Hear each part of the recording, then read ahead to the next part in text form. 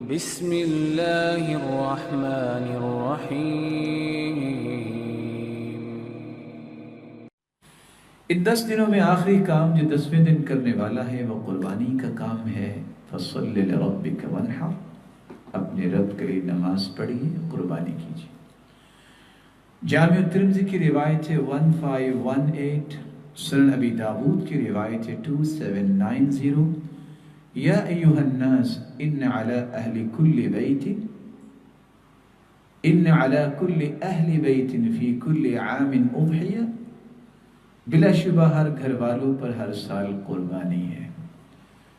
بلکہ صحیح الجامع کی روایت میں تو یہ فرمایا 6490، من کان له سعی ولم یضحی فلا یقربن مصلانا، جس شخص کے پاس قربانی کی طاقت ہے پھر بھی وہ قربانی نہیں کرتا تو وہ عید پڑھنے بھی نہ آئے۔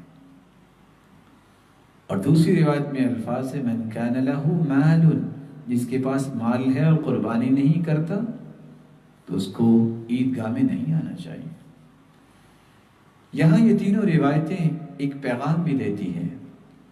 وہ لوگ جو دین سے بیزار ہوتے ہیں یا دین کی فہم سے دور ہوتے ہیں تو کہتے ہیں قربانی کا کیا فائدہ، یہی پیسہ کسی غریب مسکین کو دے دو۔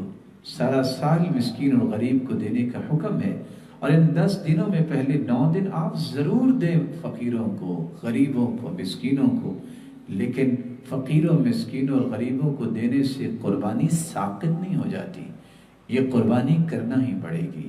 اور یہ حکم ہے، یہ اللہ کے رسول کے فرامین ہیں۔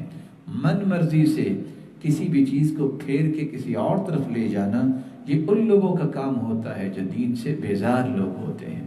شریعت کو صاحب شریعت کے فرامین کی روشنی میں سمجھنا چاہیے۔